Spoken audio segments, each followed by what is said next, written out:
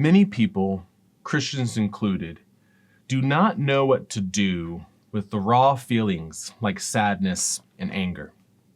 Many are just uncomfortable with these feelings, to be honest. For example, there's a reason why Lamentations isn't in your regular devotional reading. No one says, man, I really need to read my Bible more. I should read the book of Lamentations.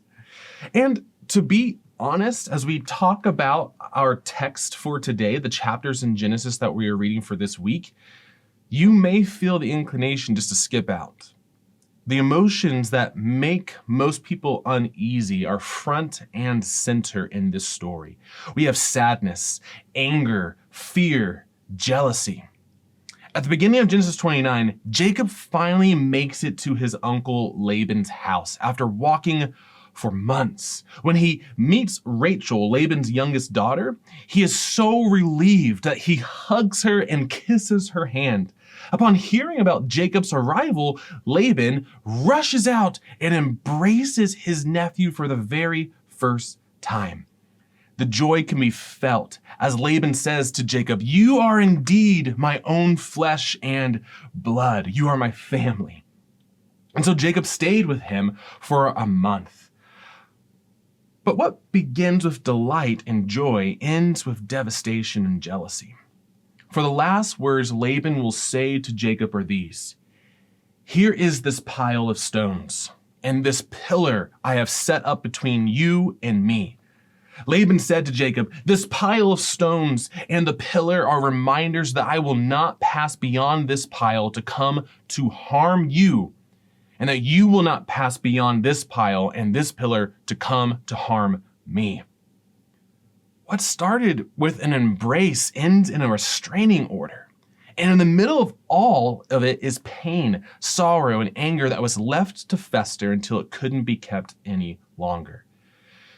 You have words spewed out by Laban saying, "What have you done?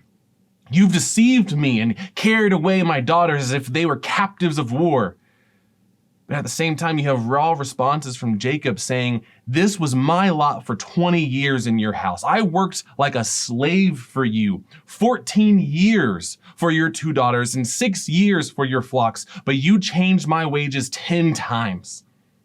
But these raw emotions and pain are not only taking place between the 2 main male characters in this story, they happen between the 2 main female characters as well, Leah and Rachel.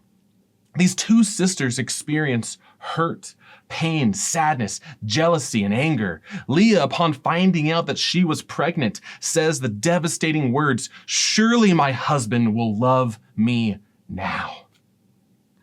When Leah finally speaks up against her younger sister Rachel, who clearly is more loved by Jacob, Leah says, "Wasn't it enough that you have taken away my husband?" Something that Genesis 29 through 31 shows us is how sin, the fracturing of relationships, needs to be properly dealt with. When one is fearful, the proper response is not, "Don't be afraid."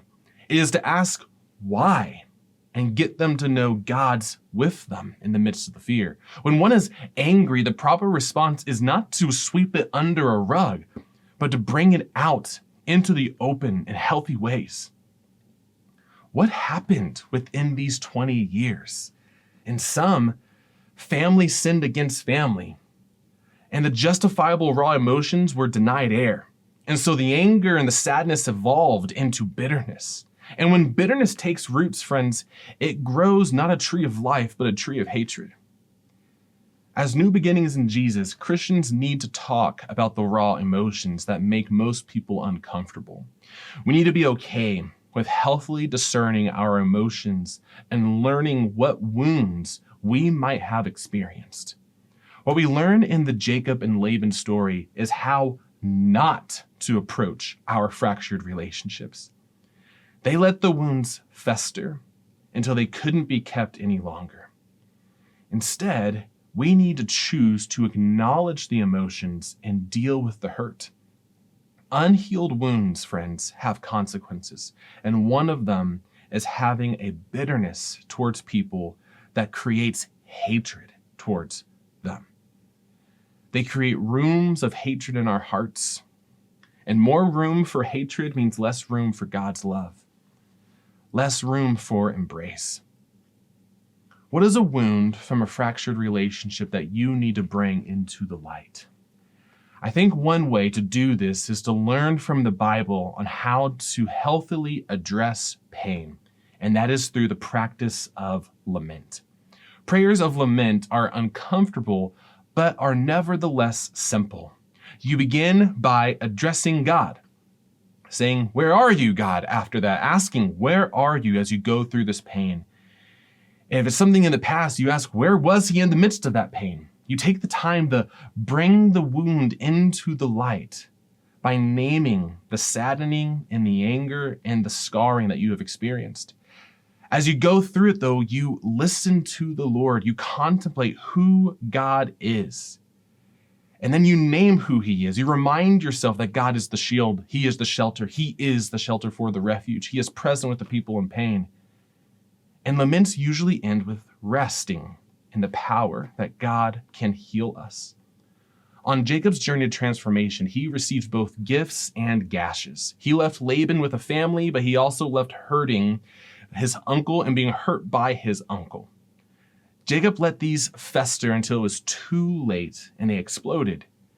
As we journey with God, may we respond by bringing the fracturing of our souls into the light, where God can truly heal us.